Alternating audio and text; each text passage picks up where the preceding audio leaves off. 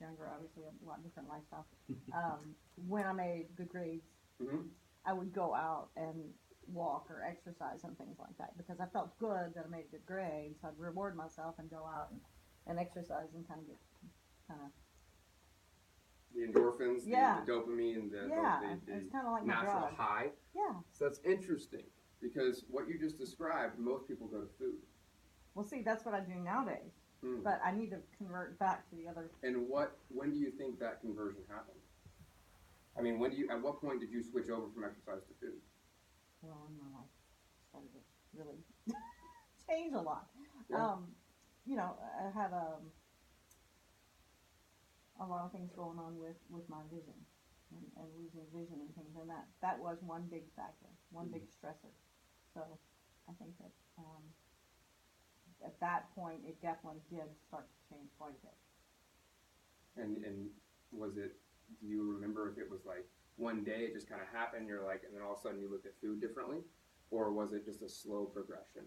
It was a slow progression. Yeah. Because I come from a family background where food was a big deal. Mm.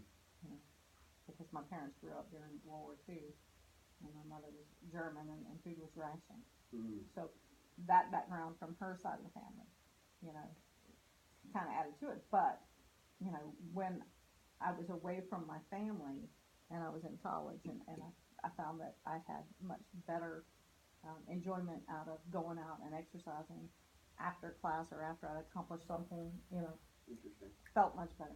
Yeah, I mean it's a natural high. It was great. It's unlimited momentum. Okay, so let's talk about how to recover from that. It's a little bit tilted, isn't Yeah, I think that leg is sinking. it?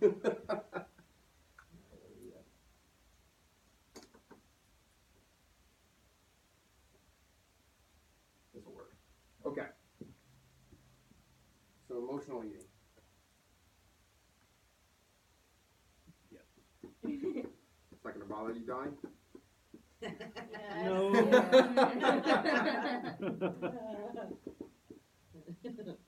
Okay. Excuse the handwriting. So emotional eating. The first thing we've got to do is understand when we are in a stressful situation. Are we craving food because of emotion? Are we craving food because of stress? So that's number one. It sounds basic, but most people never stop to even think about that. So if we go back to the example that I talked about, the McDonald's example, when Tim was stressed out, he thought about McDonald's, and sometimes he would even take action on that and go to McDonald's, grab the nuggets. There he was. So the first thing is identifying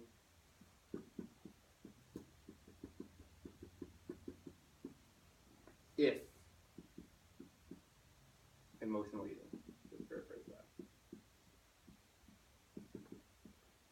Now you will not hear me ever say this, except for right now. If you identify that it is emotional eating, you use constraint. With the caveat that you have a relief valve that says, in an hour, if I still want this, or if I still desire this, I still crave this, I will allow myself for that. Let's use cake as an example. Something sweet. If I want this right now and I realize that it's because I had a bad day, I use constraint and I don't actually indulge. But I say in an hour, if I still want that, then absolutely, I'll let myself. But what you'll find 9 times out of 10 is that you won't. If you give yourself an hour, you let your cortisol levels come down a little bit, you let the stress, what's happening from a hormonal standpoint is that your ghrelin and leptin levels, which these are just fancy ways of saying you're craving hormones, that's why it's emotional. It's because willpower can be used only in this situation because willpower, you can only use so much of it because you've only got so much energy. And using willpower requires a lot. Energy that you may or may not have. So we've identified, so in this case, identifying it's emotional eating. If not, or if it is emotional eating, if yes,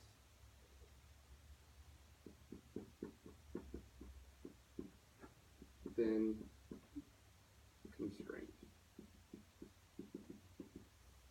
By the way, everything else that we're talking about is the opposite of constraint. The whole point of balance is that we're not using constraint, we're not using willpower. However, when it's emotional eating, it's crucial that we do. And the reason being just to let you know, is just because if we can identify it, and then if we're still saying yes, it's emotional eating, and then we're allowing ourselves to have that indulgence, we're basically telling ourselves that it's okay, that this is how I'm going to cope. It might as well be a drug, and that's why sugar is the most addictive drug on the planet, because of this right here, because of the association we have with it. So if it's not, so when I'm talking about emotional eating, I'm just saying there's this craving you have. Okay, there's this craving you have. If you identify that it's emotional, then you use constraint. If not, then you move to number 2. Okay, so say again exactly how you identify if it's emotional eating. How you identify it's emotional eating. It's different by person, but in a nutshell, generally speaking, when you're in a situation and you feel that you have a craving for food, okay, whatever that, everybody's got a different thing. Pizza, candy, something that you know in your heart is unhealthy. We all know what's healthy and what's not, just when we reach for a Snickers bar. But most people don't think about why they're reaching for that. Okay? I want you to stop and think about where that craving is coming from. And how to identify if it's emotional or not. Ask yourself, how was today? Am I feeling good? Or am I feeling stressed? Or am I feeling, I'm feeling like I'm losing control? Okay, and all it takes sometimes is one bad conversation. For other people, it takes a lot more. It takes a lot more stress. Some people are, like for me, I'm not particular, I don't have a high tolerance for it. My central nervous system, or my adrenals are they don't have the capacity to handle a lot of stress. So I feel this, every once in a while. I mean, it's gotten to the point now where I don't feel it as much, but like I can't handle a lot of stress. Some people can, and one thing is women can handle stress more than men. Now, that's not to say that they don't experience more stress though, because women sometimes can put more stress on themselves just due to societal norms and things like that. But the reason why that women can handle more stress is because you guys are set up to have children.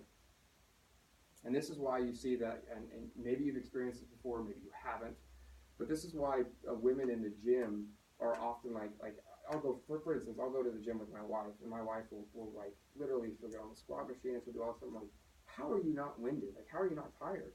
Now, this some of it's due to her physical condition, but when it comes down to it, if you were to compare men to women at the same fitness level, women would crush it because they have the ability or the capacity to handle that much more stress. But again, it's all relative based off of the person, but just comparing, on a general scale. So, Donnie, does that make sense? That how to identify stress? This takes time. This takes time, but the first step is stopping and asking yourself, because very few people do that.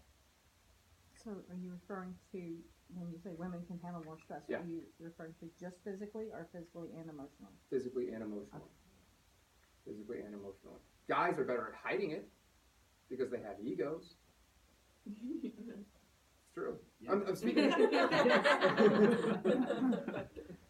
Again, I'm Freely admit. Not everybody. Not everybody, but just generally speaking, yes. Okay. Yes. Connie, you satisfied? Yes. Okay. So we've identified that it's not emotional eating now. Okay. Where do we go from there? Well, if we have this craving, we identify it's not emotional, then we ask ourselves, how much fruit have I had? Now, typically, that's a question mark. Typically, 6 to 8 servings of fruit, I'll say 5 to 8 servings of fruit, is a good place to be. Now, most people don't eat a lot of fruit because they think, oh my gosh, it's got so much sugar. But the fact of the matter is, fruit by itself it actually has the ability to increase the electromagnetivity in your brain. It's fructose, okay? So fruit, yes, it has natural sugars in it. Does it have sugar? Yes, absolutely. But it also improves our brain power. And why fructose is amazing is that it requires zero energy to process. So therefore, and Donnie, you may know this already. Therefore, when you eat a piece of fruit, your body processes the fructose. It doesn't require it instantly. It doesn't require any energy. Versus when you look at something processed, like a Snickers bar or some other processed sugar, your body goes into experiencing a lot of inflammation because it takes a lot of time to process. Okay, so how much fruit have you had? If the answer is, I've had 5 servings, or the other answer could be none. Okay, so if how much fruit have I had? If the answer is none, bite into a ripe strawberry, and tell me afterwards. I don't care if your craving came from fatty foods like you want pizza or you want sugar. Bite into a ripe strawberry, a ripe banana, some sweet fruit, and that craving is going to go away. You don't have to believe me. Try it. It's fascinating.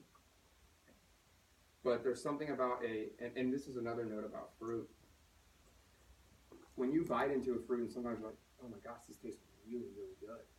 It's because your bodies or your taste buds and your body in general is designed to eat fruits at their ripest point because this is when they have the most nutrients, the most phytonutrients, so to speak, the most usable energy, and it's what's carbohydrates, which we're going to go into in a second, and like the breakdown between carbohydrates, fats, and carbs. But long story short, fruit is one of the most underutilized foods on the planet because people have this, especially nowadays, people are moderately health conscious, so they have this preconceived notion that fruit has too much sugar and like. But this is the funny thing. This is what people do, is that they'll say, and you see this a lot. They'll say, okay, I'm going to eat healthy this meal. For lunch, I'm going to have a salad, okay?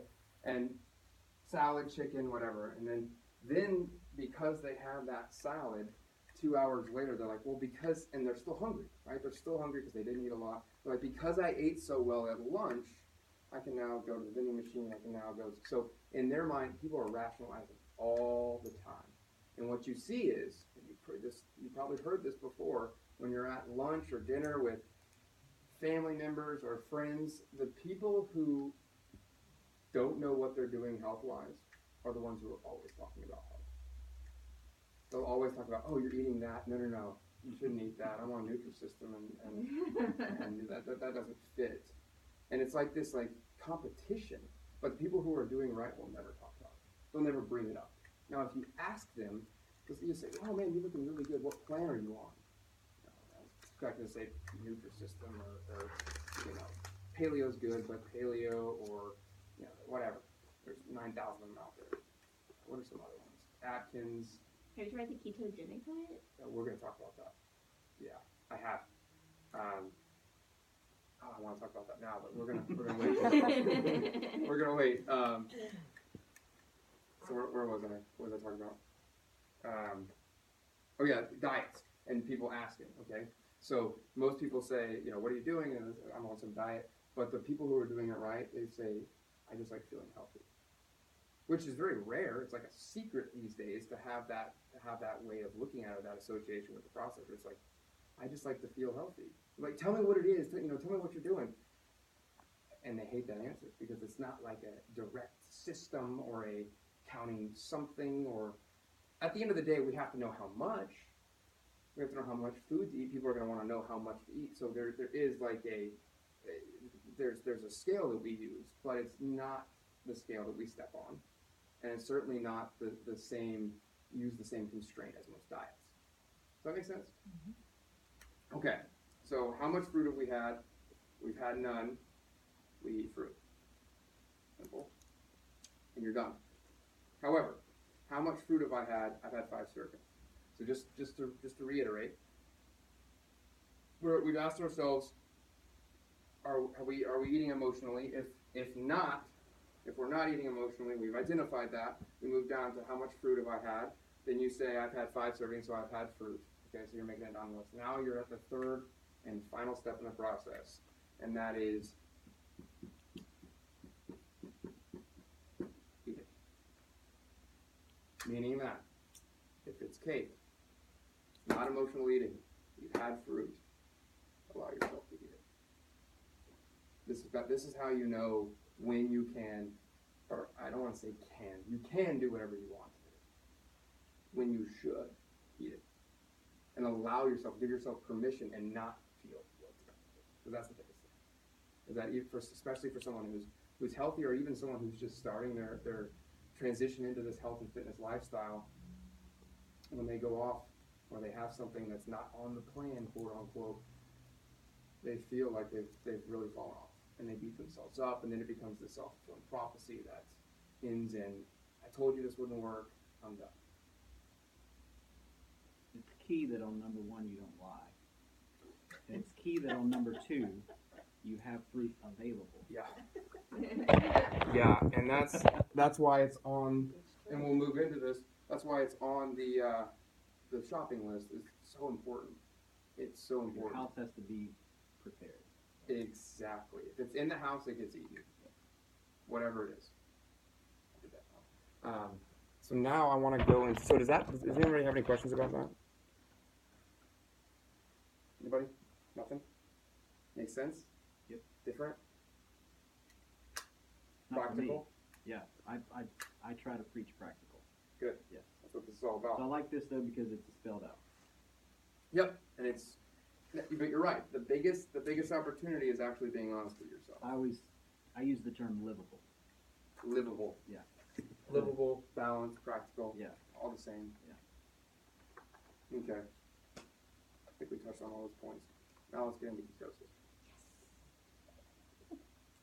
I don't think you don't like my answer. Exactly. There's truth to it though. Okay. But it's worked for me. Well, okay. Nah. When we talk about livable, practical, Exactly. You can only do it for a small amount of time, right? And then your body needs. you're describing the problem. Here's the thing with ketosis. Now let's talk about really what ketosis is, just so for the people in the room who've never heard of it or don't know. So ketosis is a way of eating that this program has some elements of it. Though ketosis is 70% fats. 70% fats, so it's fats, 70%, carbs, 5%, fats, 20%. No, 25%, sorry. I can add, I swear.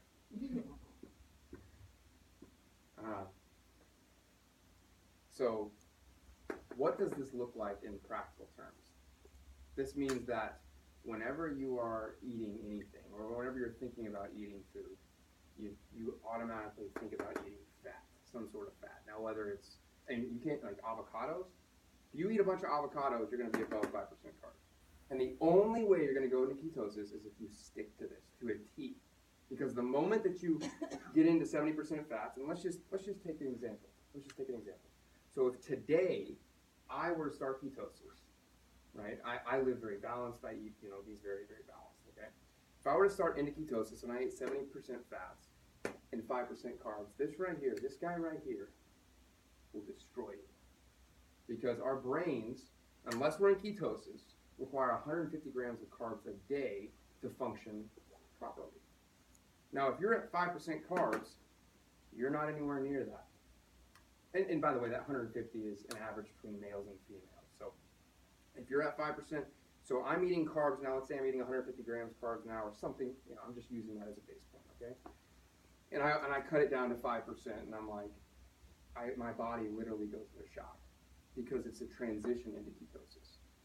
So there's like a week that takes for you to get into ketosis, and it's like you feel like you're not starving yourself, but your brain you're just so fatigued, and it's just you have this like mental fog that you cannot shake until you get there. And when you get there, it's an amazing feeling. You feel like it's like a natural high. But to get there, and once you're there, and to stay there, is an opportunity. It's not an easy thing to do. Because the moment that you stop eating like this, let's say you go out and you have some rice at dinner, you're out. It takes 4 or 5 days to get back in. You get to experience that same exhaustion every time you fall in and fall out, fall in and fall out. So does it work? Here's why it does work. When you're looking at ketones, when you're looking at fats, what it does is, and how the body responds is that You know, when we look at ourselves primally, our ancestors, they ate, what did they eat? They ate primarily meat, maybe some veggies, not a lot of carbs. It was not a lot of carbs. That wasn't until we hit more industrialized farming. So our bodies are actually, and at that time, our bodies were forced to use that, to use only fats and proteins. So really, as human beings, that's all we need. We need fats and proteins to survive. We don't need carbs, okay? Now, when we look at ketosis, what's happening is that when we're intaking these high fats, so we're eating a high fat diet, our body actually turns these fats into carbs through a process called ketosis. And rather than carbohydrates, it's called ketones.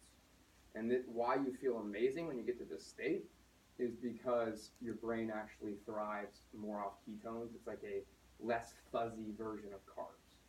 So this is why you have this amazing feeling once you get there. Have you ever tried this? Mhm. You have? Cleaner fuel. It's cleaner. And do you feel this? Yeah. Yeah. I'm not on it anymore and It feels stuff. good though, doesn't it? Yeah. When you're on it.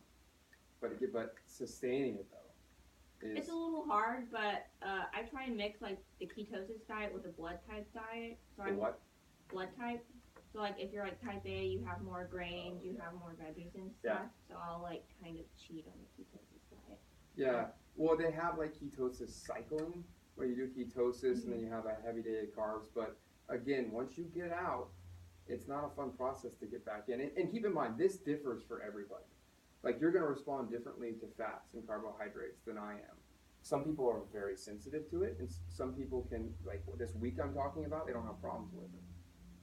They don't, because their body's thriving more. They can utilize fats more. But the average person, it takes that during that week period, it takes a lot of work. And to be honest, this is way too extreme for the general population. And that's really what we're talking about here. And by general population, I mean the people around here. They would look at this and be like, no, there's a select few that would be like, yeah, let's do it. But most people would be like, I have to do what? Every time I go out to eat, I can't eat avocado, I can't have rice, I can't have potato, I can't have, like it's just constrained. Versus understanding like, okay, how do we make this more balanced? And how do fats, carbs,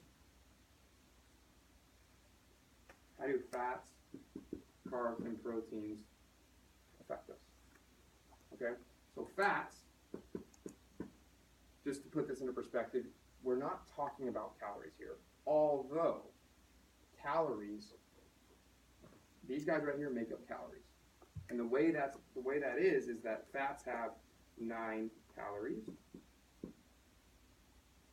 carbs have 4 calories, proteins have 4 calories. Okay? You guys seen this before? Yes? Getting some head shakes. You seen this before?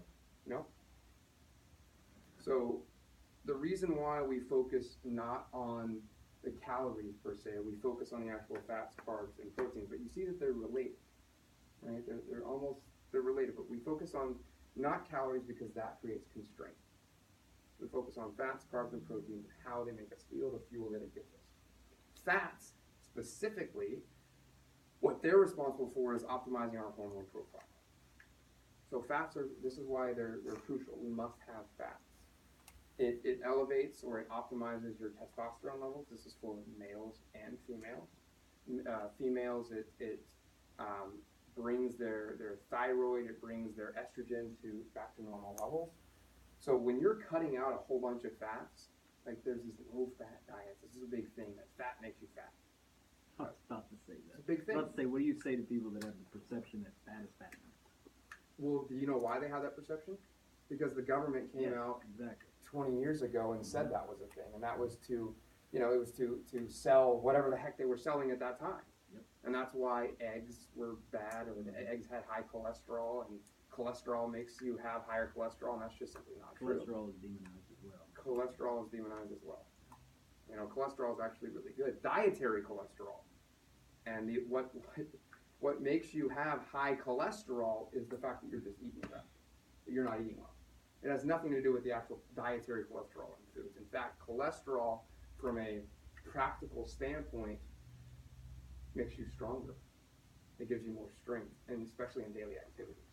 if you're eating well and you still have a higher cholesterol ratio, Yeah. it's a lot less dangerous. That's You know, right. You can have a higher cholesterol and still be healthy Right. And versus someone that has a lower cholesterol Yep. and doesn't necessarily equal exactly. cardiovascular health. Well, at the end of the day, it really comes down to the ratio, right? HDL, real deal, and there's a whole like world about what's good, what's bad about that. But at the end of the day, as long as it's close to a 3, and you're eating healthy, you're fine. But it really comes down to some people are like, look, my cholesterol numbers are good, but they ate 3 cheeseburgers yesterday. Like you're trending downwards. It's a tough conversation to have, but especially young people. Young people now, they have got some crazy stuff going on. They're now having these if it fits your macros diets where the people are eating Pop-Tarts and they're getting lean. Like it's just what's happening to the world is just ridiculous. But it's because like there's this we get to understand this. There's fitness, which is like the extreme, like the bodybuilders and the people all they care about is the way they look. And then there's health, who are the hippie guys smoking a bunch of weed who eat only organic and all, they're like completely on the opposite end. Both places are not good places to be when you're that extreme. But somewhere around the last 10 years, we have lost sight that this is somewhere in the middle. That is okay, from short term, to show yourself that you can lose weight, it gives you long-term momentum, right? That combined with food choices, actually paying attention to what it is that you're eating, focusing on the fats, carbs, and proteins, and then get down to like the micronutrients, the vitamins and minerals. That's the health side. Okay, so when we look at fats, carbs, proteins, then you've got all the vitamins and minerals down here. This is phytonutrients. You're talking about. I want to be on this second. You're talking about vitamin A, vitamin B. This is your world. This is the natural medicine world. Combining these two is what's powerful, because this right here is, if we're talking practicality terms, this right here is the shorter term to prove to them that they can lose weight or they can start feeling better by if they have knee problems, that it's anti-inflammatory, right? Down here though, this is long term. This is what in 6 months makes them feel good. But if you just had this, people would look at you and be like, I don't feel anything short term. I don't see how this is working short term. And so the practicality side is to include both. And that's why. Make sense? So we talked about fats. What about carbs? Okay, carbohydrates are a more accessible, usable energy. Okay, so let's make this practical. So when you go to the gym or you're exercising, you're walking, heck, you're just around the office and you're burning energy. Okay, this is the order that we burn energy in. Okay, so we've got creatine, which you may have heard before. Then we've got carbohydrates.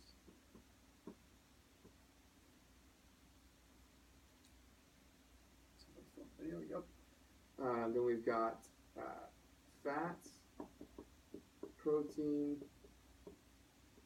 I'm going to explain these here in a second. And then we've got fat cells. Okay? So the very first thing that you burn or you use as energy is what's called creatine. You've probably heard of the supplement before. It's like a bodybuilding supplement, so to speak. But really, this is in the first 10 seconds, your body has this, if it has creatine in it, which you can naturally get from steak or red meat, or supplement with it. And when your body has a lot of creatine, those 10-second windows actually improve. So in terms of like, you may have more like 15 seconds of use of creatine, which this is a very strong, like you can be very strong with creatine. And what's cool about creatine is that it rebuilds after about 20 seconds.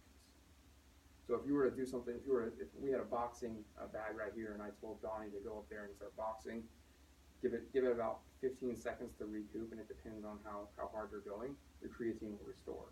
And when you go back into it, you'll immediately, in the first couple seconds, you'll burn up that creatine cycle. And so then you burn from creatine to carbohydrates, okay? And this is where you talk about, I don't want to get like way into deep with this stuff because quite frankly, I'm just making sure that you guys understand the higher level aspect of it. So carbohydrates, you've got the simple carbs and you've got the complex carbs. You've probably heard this before. Simple carbs you are burning off. It's the first thing that you're burning off. So especially, if you're going to go exercise, what's great, a great food to eat is fruit beforehand because it is a simple carbohydrate. It's natural sugar, but it's immediately used as energy. So burn up the creatine, you go to your simple carbs. You just ate, a banana, or you ate a banana and then you also ate some oats. Oats are complex carbs. Then you're going to burn through the oats. If you've had just one meal, you burn through the oats, and then you go to fats. What fats have you had? Whatever fats you've had that day, you start burning through those. Then you move to protein. You have protein that day. And then you move into fat cells. Okay, so this is where it brings up an interesting topic. So what we're doing here is understanding that if we're burning fat cells today, okay, this gives us this short-term way of looking at it. This gives us these short-term results. We're going to lose fat today. We're going to burn through fat cells. However, this isn't necessarily long-term. What is long-term is throughout this process, if they have the opportunity, and this is where the chiro side comes in. You have the opportunity to remove inflammation via the skeletal structure, or you're giving them homework and they have some sort of exercise to do. Because at the end of the day, when we're talking about burning fat cells, I am talking about, I'm incorporating exercise into this. So although exercise is not part of the Reform Nutrition program, what you do acts as a way of exercise. Do you agree? What I do? Yeah. I mean, don't you give them exercises to do at home? Yes. You do. Mm-hmm. And what do those Not look necessarily a cardio. No, right. We're not talking about cardio. But rehabilitative type exercises, yes. But we're talking resistance bands, stretching, Resistance bands are gym perfect. ball, Yep. that kind of stuff. Not high intensity, nothing like that. But Yes, exactly. And we're not going to talk a whole lot about exercise, but from an exercise perspective, the most effective way to do it is frequency. It has nothing to do with intensity. Nothing to do with it. I wish somebody would have told me that 5 years ago when I got to adrenal fatigue and I burned myself out. But it's more about frequency. So it's not about how hard I can push myself. It's more about how often I can do it. So when you hear oftentimes about like fasted cardio and fasted, like the difference between a fasted exercise and not fasting is like the difference between an Olympic athlete running the 50-yard dash and they're a millisecond off from the guy next to him. To them, that's a lot. To us average people, that doesn't mean anything. Yet, this is the type of stuff that we're in the weeds. We get so caught up in the weeds. It's the same thing that happens when you get so hyper-focused on your nutrition and like, I gotta eat everything perfect. Okay, this is an eating disorder. Because the reality is like, you're not gonna be able to eat everything perfect. And you may be able to keep that up for a little while, but what happens, when you have that anxiety around, oh my gosh, I gotta go out to eat, I gotta be in public, I gotta go. It's like, whoa, what are we doing here? Like, all of a sudden, as soon as you hyper-focus in on that and you lose the other parts of your life, like, that goes back to the sacrifice thing. Why are you doing that? That becomes no longer a thing that you enjoy. It becomes a thing that you have to do. And excuse my language, but you don't have to do shit.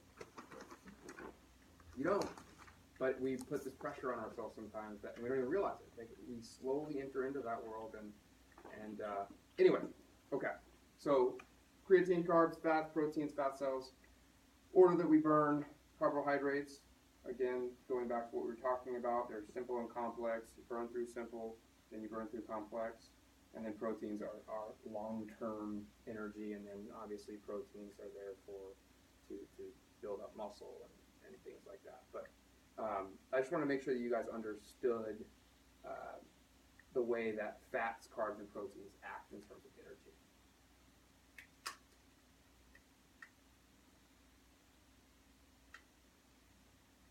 got Questions? it. Pretty clear. For me. Now, just because Donnie says it's pretty clear, he's in this world. You good? Okay, good. All right.